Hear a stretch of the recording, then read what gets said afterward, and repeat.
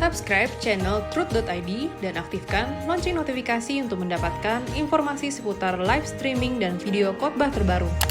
Posisi tombol subscribe berada di kanan atas channel kami dan jangan lupa nyalakan loncengnya.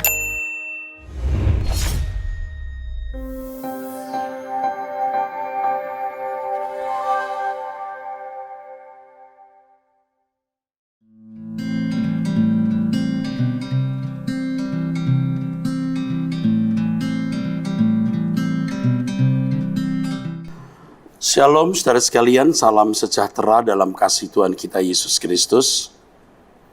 Episode 41, Anda bertanya, Alkitab menjawab. 0813-86162 sekian dari nomor telepon ini. Shalom Pak Eras, saya mau tanya bagaimana saya bisa menjadi hidup untuk Tuhan sementara kondisi saya disabilitas kaki saya yang nggak bisa berjalan dengan baik.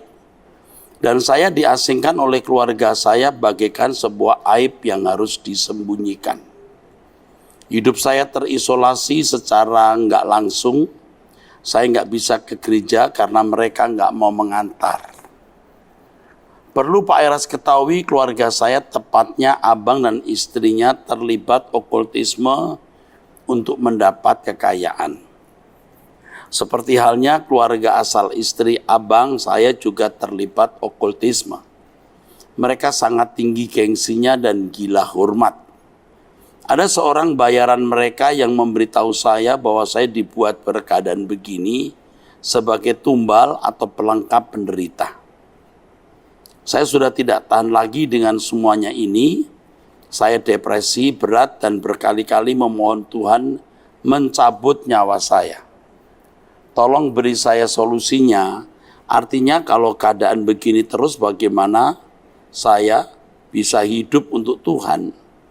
Pengen rasanya saya tinggal di panti atau apalah namanya agar saya tidak kesepian lagi. Kebutuhan lahiriah memang mereka penuhi, tapi seperti keadaan orang yang dipasung. Saya tidak tahu yang bertanya ini pria atau wanita. Saya juga tidak berani memastikan apakah benar keadaan ini karena kuasa gelap atau memang cacat secara lahiriah atau harafiah. Saya tidak bisa menjawab. Hanya saya harus mengatakan bahwa tidak ada pencobaan yang melampaui kekuatan kita. Dan tidak mungkin kita dipaksa Tuhan dalam keadaan tidak berguna sama sekali. Nama ini akan dihubungi oleh orang saya nanti untuk dikonseling sebab tidak cukup jawaban 1-2 kalimat, bahkan 1 jam tidak cukup. Jadi kepada saudara ini nanti tim konselor saya akan menghubunginya. Dan jika memang ada kuasa kegelapan akan dilepaskan atau didoakan. Ya, terima kasih. Salam Pak Eras, banyak sekali yang saya ingin ketahui, udah banyak kali membaca kitab Amsal. Banyak yang saya tidak mengerti. Saya bersyukur sekali kepada Allah Bapa dan Tuhan Yesus dengan acara yang Bapak adakan ini. Pagi ini yang menggelitik hati saya ingin tahu arti Amsal 20 ayat 5 dan Amsal 20 ayat 10. Apa ya Pak buat kita saat ini? Dari 08123615 sekian. Oke, baik. Saya lihat ayatnya dulu, saudara, ya. Amsal pasal 20 ayat 5. Rancangan di dalam hati manusia itu seperti air yang dalam, tapi orang yang pandai itu tahu menimbanya. Ya. Di dalam bahasa Inggris, the purpose in a man's heart is like deep water, but a man of understanding will draw it out. Artinya bisa dua. Yang pertama, hal yang tersembunyi di hati seseorang tidak mungkin tersembunyi. Dari sikap, dari bahasa tubuh akan nampak, dan orang akan memahami itu. Ya. Orang yang memiliki pengertian akan bisa memahaminya. Itu pengertian pertama. Pengertian yang kedua, seseorang bisa memiliki niat, memiliki rancangan, memiliki purpose, maksud, tapi tidak bisa mengungkapkan. Dan orang yang memiliki pengertian itu dapat mengungkapkannya. Maksud saya begini loh Pak, bingung dia. Orang yang memiliki pengertian akan memberitahu, sebenarnya kamu itu begini maksudnya. Dalam konseling kita sering bisa menangkap. Kamu berbuat begini karena kau maunya begini, kau berbuat begini karena hatimu begitu. Oke. Ayat yang ke-20. Siapa mengutuki ayah atau ibunya, pelitanya akan padam pada waktu gelap. Sederhana saja itu, mudah dipahami. Orang yang melawan orang tua, curse, mengutuk, ya, dan menjahati orang tua dan mengharapkan kecelakaan orang tua, dirinya sendiri nanti yang akan celaka. Itu saja. Dan Alkitab berkata, hormati orang tuamu supaya panjang umurmu dan bahagia hidupmu. Bukan hanya panjang umur, tapi bahagia hidupmu juga. Kalau tidak bahagia ya, mungkin tidak perlu panjang umur. Oke. 0822 50 325 sekian. Usia 60 tahun. Salam Pak Erastus, saya hampir kurang lebih 2 tahun mendengarkan khotbah Bapak di YouTube, mengikuti PA juga. Selama ini saya benar-benar termotivasi untuk belajar kebenaran yang murni, yaitu melalui Bapak Erastus. Saya di Suara Kebenaran. Selama Bapak berkhotbah, saya terus mengikuti dan belajar tentang firman Tuhan dan melakukannya. Sampai saat ini saya berjuang. Saya juga ambil waktu 30 menit, kadang lebih. Apa yang dikatakan Pak Eras, saya melakukan setiap hari duduk di kaki Tuhan. Pertanyaannya, apakah Tuhan mengenal pribadi saya? Jangan sampai Tuhan tidak mengenal saya. Seperti yang terdapat di Injil Matius 7 ayat 21-22. Aku tidak mengenal kamu yang tidak melakukan kehendak Bapa. Kita bisa tahu kita dikenal oleh Bapa atau tidak. Harus tahu. Bagaimana tahu? Ya kita melihat kelakuan kita tiap hari. Kalau kita hidup di dalam dosa, tidak akan dikenal oleh Allah. Tapi kalau kita mau bertobat dari setiap kesalahan, ya selalu ada kesalahan. Kita akui, kita minta ampun, belajar lagi, tidak melakukan, kita tahu kita dikenal. Dan kita akan mengalami progresivitas, proses pertumbuhan dan perubahan menjadi lebih baik. Yang kedua, bagaimana mendengar isi hati Allah? Terima kasih Pak Erastus, biar Bapak semakin hidup terus diberkati melalui kebenaran firman Tuhan. Nyambung dikit ya Pak, saya ini orang tidak pintar, tapi saya mau belajar berjuang tentang kebenaran, apalagi saya sudah 60 tahun lebih, 6 tahun lebih umur saya. Bagaimana mendengar isi hati Allah? Allah ingin kita tahu isi hatinya. Lebih bersemangat dari kita yang ingin tahu isi hatinya. Kesucian hidup akan membuat kita memiliki kepekaan terhadap kehendak Allah.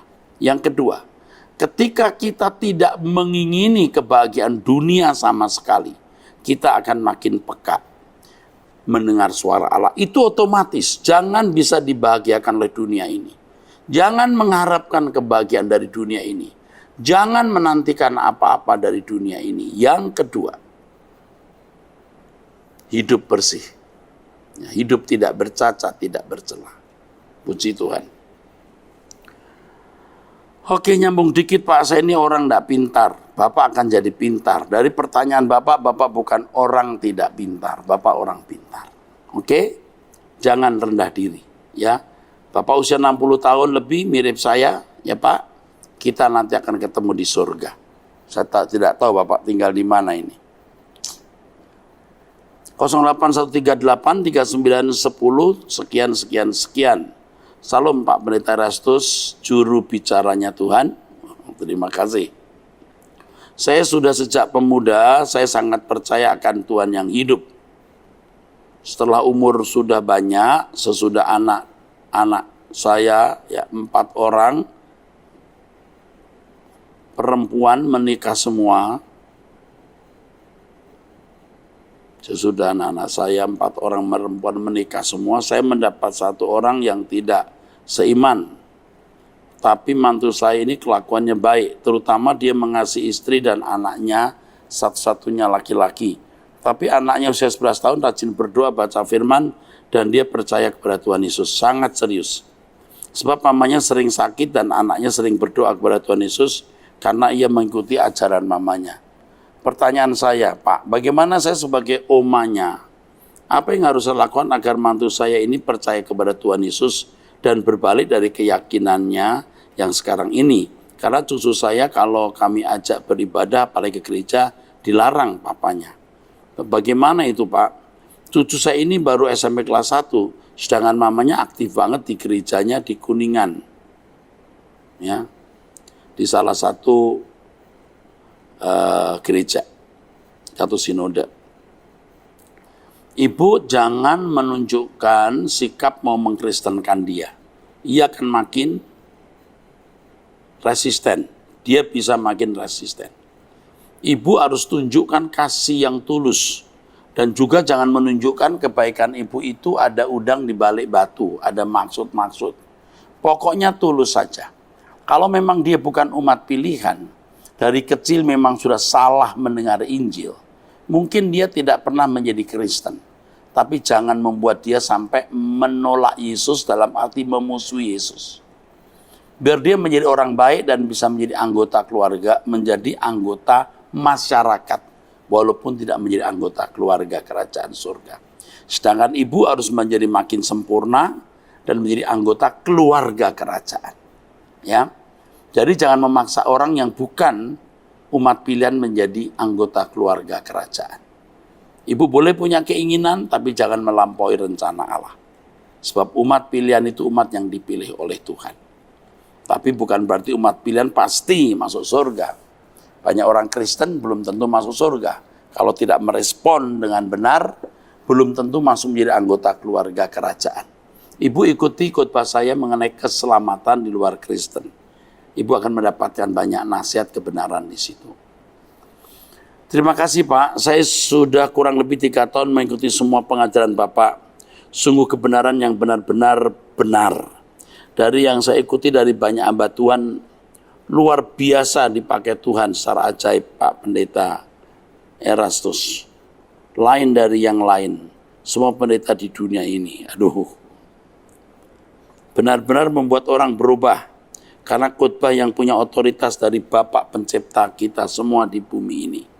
Kiranya Tuhan pakai terus ya sampai Tuhan datang agar kita yang mau mendengar sungguh-sungguh berubah sampai kerajaannya nanti. Puji Tuhan, Ibu akan dibimbing Tuhan terus sampai makin mengenal kebenaran ya. Ibu sangat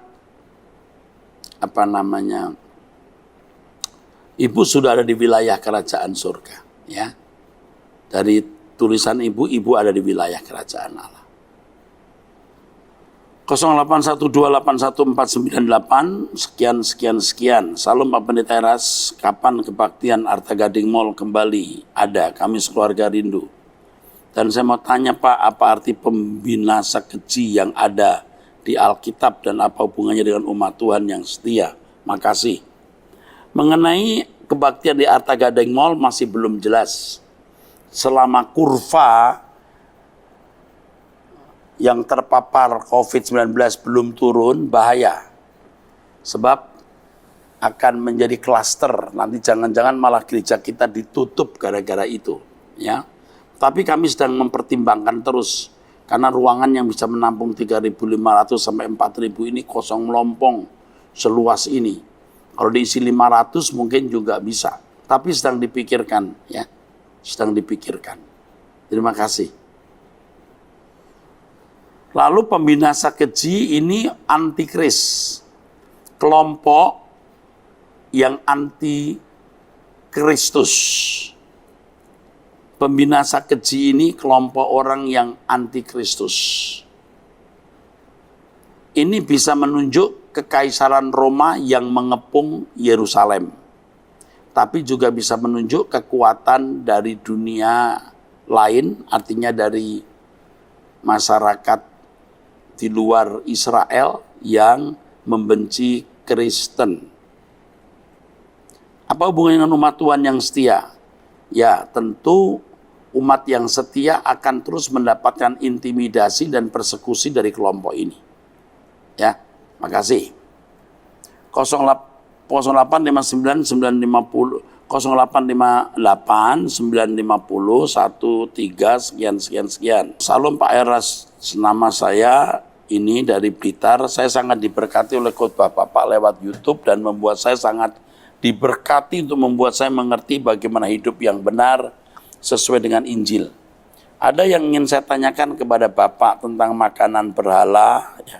Ada hamba Tuhan yang mengajarkan untuk tidak boleh makan makanan orang yang selamatan atau kenduri dalam hajat selamatan keluarganya yang sudah meninggal atau kirim leluhur, karena itu dianggap makanan yang sudah diberhalakan. Kecuali selamatan syukuran itu baru boleh dimakan. Mohon penjelasan Bapak, terima kasih. Semoga Bapak semakin diberkati dalam pelayan Bapak, terima kasih. Dari Widodo, Blitar. Paulus mengatakan tidak ada dewa, nggak ada Allah lain selain Allah yang benar. Sebenarnya tidak masalah, kata Paulus. Kalau kamu makan daging, kamu jangan tanya ini daging penyembahan berhala atau tidak. Nggak usah, tanya, makan saja. Tetapi kalau hal itu menjadi batu sandungan bagi orang lain, sebaiknya tidak.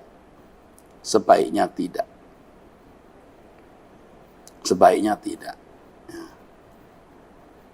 Lalu ada satu catatan subjektif, boleh ya, subjektif ya.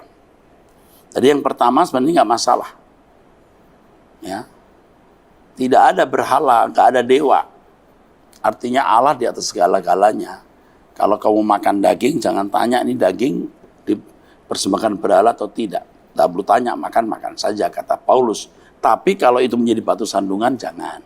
Ya kan?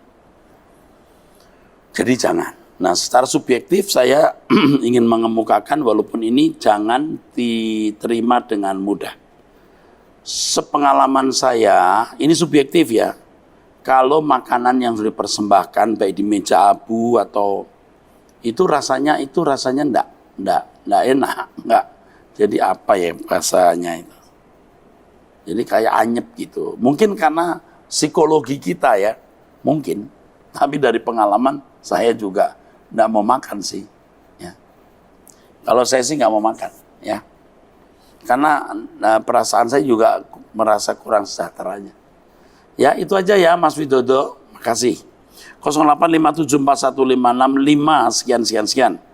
Ya, salam Omera, saya dari Semarang, saya sangat diberkati dengan pemaparan firman Tuhan yang disampaikan oleh Om Eras. Saya mau bertanya apakah ada rencana GSKI membuka cabang di Kota Semarang? Saya rindu bertumbuh di wadah yang benar. Selama ini hanya mendengar dari medsos saja, Tuhan berkati. Dari Songhi Semarang. Ya, ini staf saya harus menghubungi nanti. Pasti, karena ada di Semarang ada GSKI, ya ada GSKI, nanti akan dihubungi, ya jangan lupa ya, staf saya di sini jangan lupa hubungin saudara kita ini, Song Hi. Salam Pak Era, saya pernah melayani sebuah gereja tapi saya tidak berubah. Saya mulai berubah setelah mendengar khotbah Bapak hampir 4 tahun ini. Saya mau pindah gereja tapi belum ada cabang GSKI di Tangerang. Yang saya sesalkan saat ini saya sudah usia 45 tahun dan terinfeksi HIV dari almarhum suami saya. Saya single parent, anak saya 3. Yang besar sudah kuliah semester 2 sambil kerja. Adiknya 14 tahun, lalu 9 tahun, saya sedang merasa putus asa. Apakah saya bisa merawat dan mendidik mereka hidup dalam kebenaran? Setiap hari saya minta anak-anak dengan khotbah dari Rehoboth Ministry. Sementara saya bekerja dan sering off karena jatuh sakit, saya sangat berharap Bapak bisa menolong anak-anak saya untuk tumbuh mengerti kebenaran. Tolong bantu saya dalam doa Pak, sudah 3 minggu saya terbaring sakit. Sakit GERD, tipes, belum bisa masuk kerja. GERD, wah ini harus, kalau GERD tidak boleh sembarangan makan. Kopi, asem-asem, pedes, ya itu sudah tidak boleh. Tidak boleh banyak pikiran, ya. Nanti nomor telepon ini juga harus dihubungi. Ini harus dihubungi oleh konselor wanita, ya. Oke. Ya, sedih dengernya saja udah sedih saya. Ya, ini Lazarus yang harus diperhatikan dengan serius ya. Jangan lupa ya, nanti awas staf saya kalau tidak menghubungi saya marah. Yang begini harus dihubungi nih. Harus dihubungi. Harus dilindungi. Salam Pak. Saya ingin bertanya menurut Bapak gimana dengan orang yang mengabarkan Injil pakai megafon di pasar-pasar, di jalan-jalan, di tempat keramaian. Apakah nggak berlebihan Pak? Contoh saya melihat di pasar ada yang teriak-teriak Injil, nggak ada yang mau dengar. Kan di pasar kan orang lagi sibuk belanja dan nggak fokus. Gimana menurut Bapak, salah nggak? Ya, menurut saya tidak bijaksana saja. Kadang-kadang di tempat seperti tempat wisata, kalau di barat itu sering ada pengkhotbah seperti itu. Lalu terjadi perdebatan.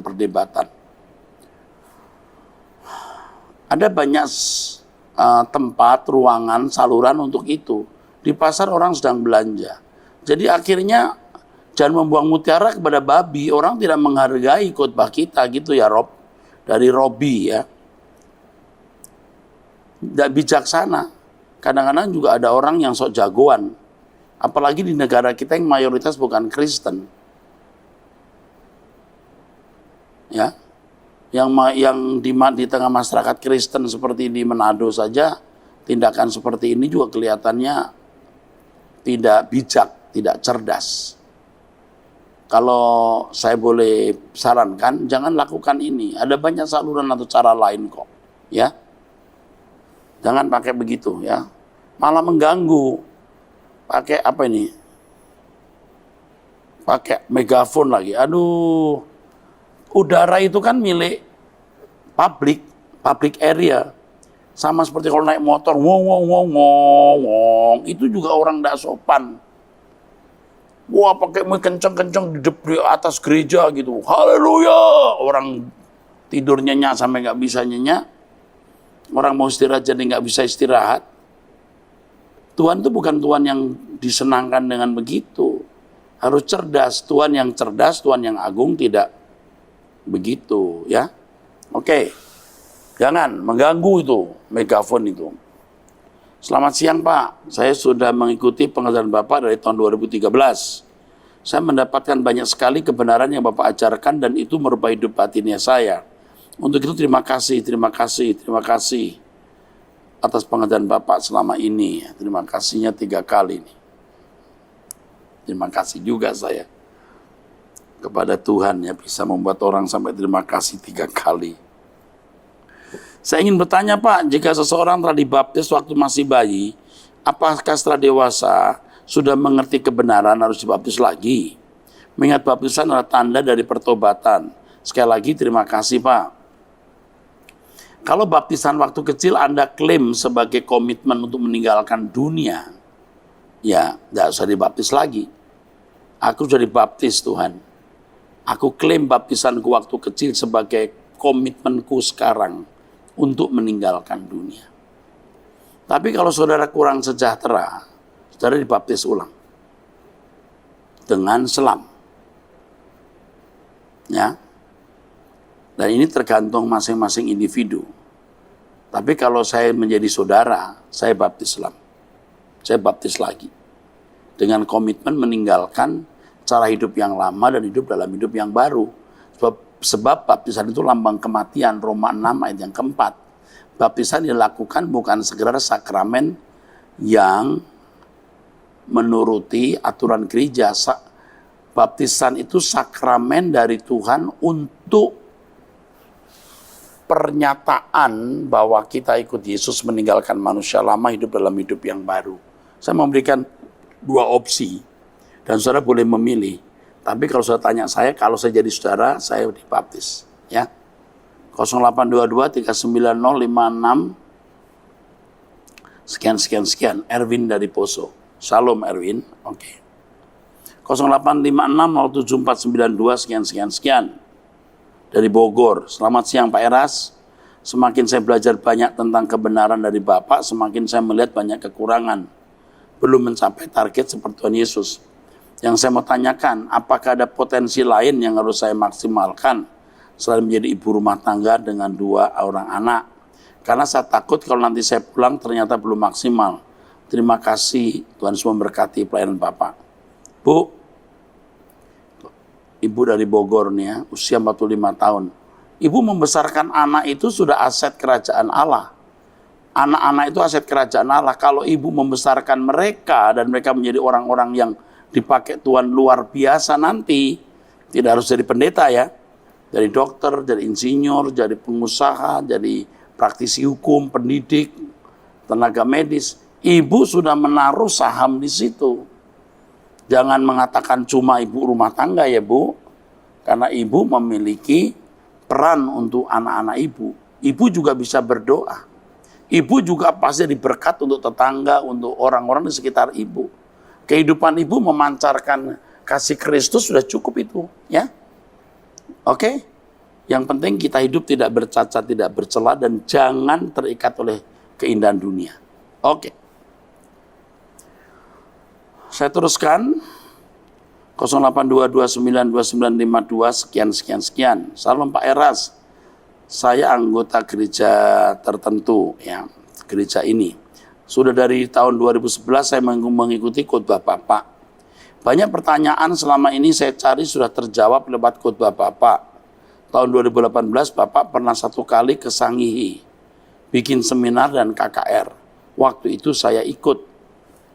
Di program Anda bertanya Alkitab menjawab episode 23, Bapak mengemukakan bahwa orang dibaptis setelah memiliki pengertian.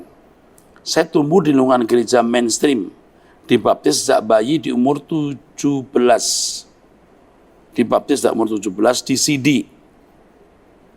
Maksud dibaptis sejak bayi dan di umur 17 di CD. Apakah salah Pak? Perlukah dibaptis ulang? Masih kecil kan saya belum mengerti. Tadi saya katakan kalau saudara mau mengklaim bahwa baptisan Anda waktu kecil itu sebagai komitmen meninggalkan dunia, bisa. Tapi kalau saya jadi saudara, saya memberi diri dibaptis.